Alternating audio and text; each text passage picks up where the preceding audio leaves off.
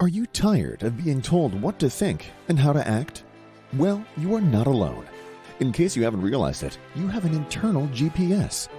It knows all you need to know about how to live your life. So it's about time you stopped letting the media and the government tell you what is true for you.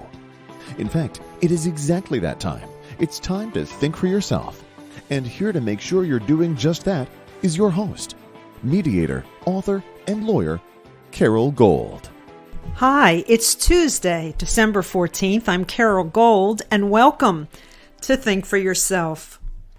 I want to share some thoughts around a book that I'm rereading, actually. I read this book, I guess I read it every couple years and refer to it in the interim.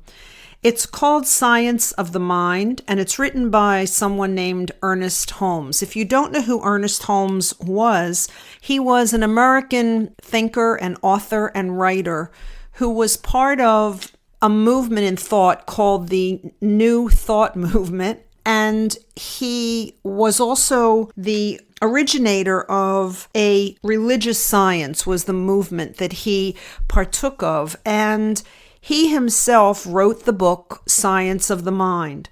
The book is, in my opinion, astonishing because it takes spiritual concepts and sort of approaches them from a scientific perspective. And if that sounds oxymoronic, it isn't. And in fact, those of you who listen to me and those of you who've read my book, the questions God will ask prepping for the final exam, know that that's my whole thing. My whole thing is that spirituality really is about the correct use of energy. And if I'm correct in that assumption, that right useness is what we should be concerned with and not righteousness, then, and let me just say, the example I always give is, if we're all just energy, and we are, and everything in the physical world is, if I use my energy to love you instead of hate you, I'm using my energy properly and I don't create chaos in the universe. But if I use the energy incorrectly and I hate you instead of love you, then I've misused energy. I've used it incorrectly, not the way it was intended. And I, in fact, create dysfunction and dissonance and chaos in the world. So I digress there just to make the point that I don't think that science of the mind and the concept of religious science is necessarily oxymoronic. It's just a matter of retooling and rethinking how you approach both religion and science, and maybe even how you define them or how you think about them. So, why bring up science of the mind? Well, it's because earlier in the day, I was listening to a talk radio host who made the point that if we're uneducated today, it's by choice, that there's no one who shouldn't be able to determine facts and discern truth from fiction who has access to technology. Because if you have access to the internet and you're willing to do enough research and homework, you ought to be able to discern for yourself what's real and what's not. I'm not saying it's an easy journey, but it's doable. As opposed to, let's say, in the 1940s, what was happening in Germany, initially what was happening in Germany, was not common knowledge for people around the world. And we didn't know firsthand, instantly 24/7 news. We didn't know when things were happening at the very moment they were happening. And it took a while for the world to be certain and to be able to verify that, in fact, those concentration camps and the intent and the actions of the National Socialist Party in Germany, the Nazis, was in fact to annihilate not only the Jewish people, but handicapped people and gypsies and anyone else that Hitler and the elitists didn't think deserved to live in their conquest, in his conquest of the world, ultimately, if he had been able to accomplish his goal. That's not the case today. Today, if something is happening around the world, or something is even happening in the United States, each of us with access to a laptop, with access to a cell phone, each of us has the ability to sort of go down those rabbit holes if I can use that expression, not necessarily to mean that you get lost in them or that it's a wild goose chase, so to speak, not to mix metaphors and analogies, but that you can, if you're willing to go deep, if you're willing to dive deep, you can pretty much figure out what's going on. When I later in the day sat down to peruse Science of the Mind, it dawned on me how critical those two approaches are, meaning this. In Science of the Mind, Holmes pretty much makes the case that we are all connected to the original source, the highest intelligence, I guess for lack of a better word, the intelligence that created and maintains the universe. And that each of us, the same way a drop of water in the ocean is the ocean itself, but it's also individualized as a drop, each one of us is always part of that superintelligence, that ultimate intelligence, but we individualize for a period of time in our own consciousness. And therefore, we have, on a mini scale, the same ability to access the law that exists as prime source, let's say, the law that exists as that which governs creation. We each have, with our own mind, the ability to apply that law. And that law is that basically, as you think, so it is. And that anything you think, you can unthink, meaning negative thoughts. And that once we have a thought, through the fundamental law of the universe, it manifests as physical reality. It manifests as a condition in our life, because that's how the law works.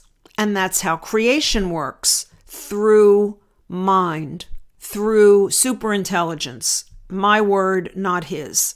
But mind is his word, and universal law is his language. So I thought about that, and I thought about how we all feel so helpless, right, in what's going on in the country today. We all see things that we don't like. We all see a direction the country is moving in that we don't like. And when I say we all, I'm now outside of the whole political arena. And what I'm saying is all of us, no matter what your political persuasion, because we look at what's going on, and there are literally two perspectives being marketed, right? One is from the left and one is from the right, and that is political, and that's what's driving everything. And so people who are on that left see the world going in the wrong direction, right? They look at Donald Trump and people associated with him or people enamored with him, and they see danger.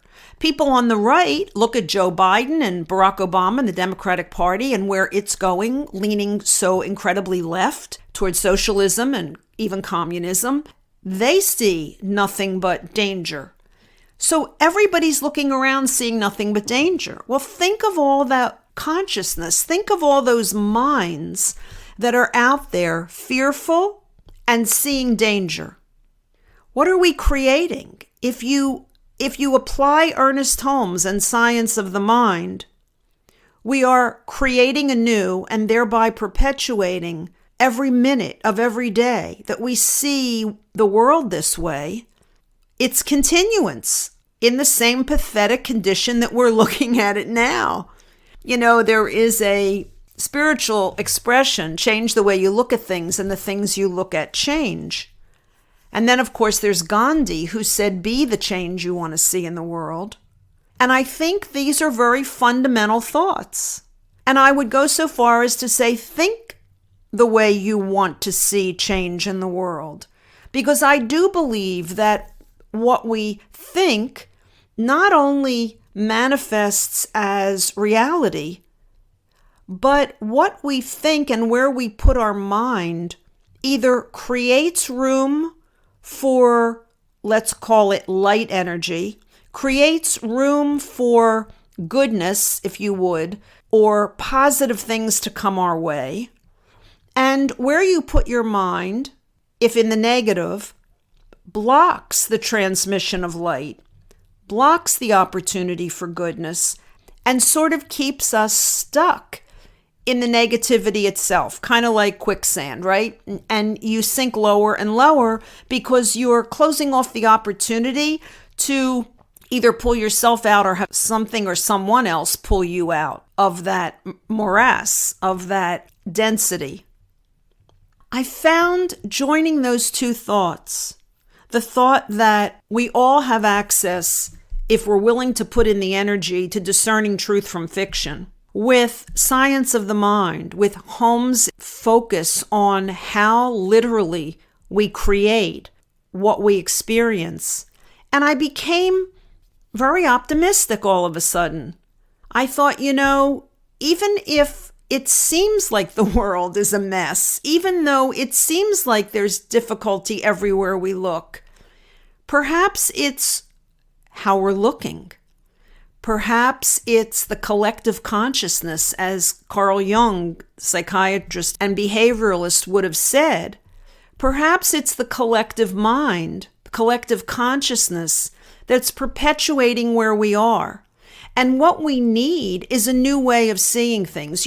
Just about an hour ago, I saw a headline that, and this is a small example, but for me it's a profound example, that the Freedom Caucus, which is part of the United States House of Representatives, the conservative Freedom Caucus, which has always been in Washington, D.C. and associated with Congress. Today, many of the members, I think 26 of them were from 26 different states, conservative representatives, met in Georgia to start the Georgia Freedom Caucus. And they plan to do this in a multitude of other states. Why do I say that's important? Well, to me, because it means that they are going to focus on affecting things on the state level from a conservative point of view. Now, admittedly, I'm conservative, so I see that as a positive, right? I'm not saying there aren't corrupt politicians in both parties. I always talk about that and say they're corrupt in both parties, but not every single member is corrupt, right? And so hopefully these individuals from the Freedom Caucus in the House of Representatives are going to organize in, I would guess, ultimately all 50 states. And what that seems to me is a realization and an actualization of the realization, as I just said, that the federal government has become too centralized and too powerful and too out of control and too dictatorial.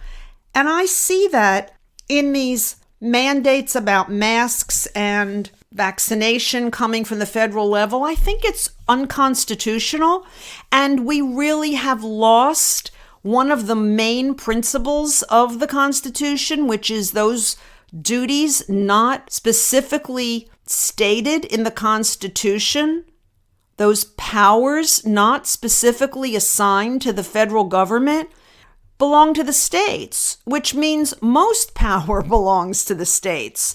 But we've lost that, which is how we've gotten the behemoth federal government that we have. And so I see this as, wow, enough people have realized where we've gone awry, and enough people have been thinking about a remedy, and enough people have returned to the Constitution. No small credit given to radio talk show host Mark Levin's book, American Marxism, by the way. Most people have put their mind around that concept of we've lost our way, how do we get back, and realize that states' rights is the way back. Putting rights back to the states that rightfully, no pun intended, belong to them under the Constitution. To me, that's science of the mind, right? That's enough people began to have a certain vision that was constructive, that was moving in the right direction, that they've manifested into physical reality this idea that someone had to take the Freedom Caucus and basically implant it in all 50 states in order to activate and organize and make powerful state governments.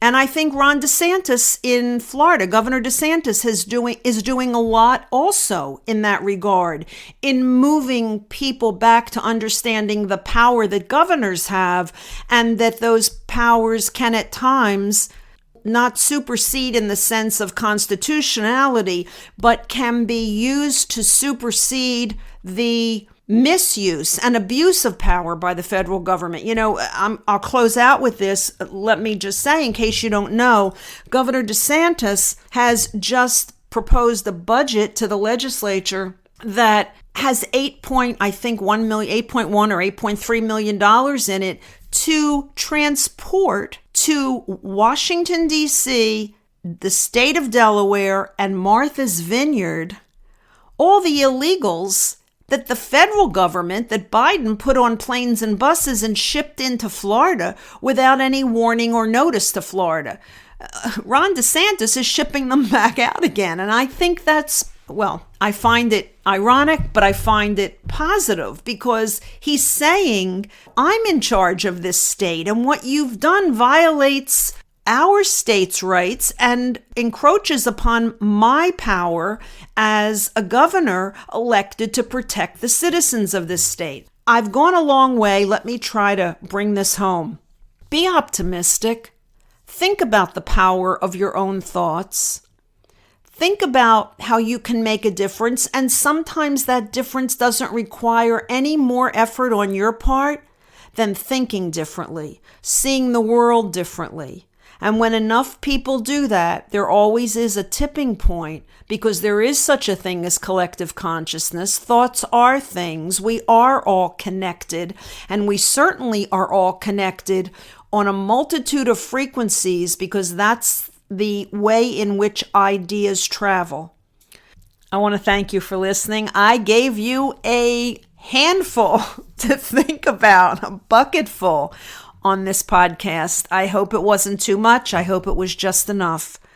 Back here again when I get here.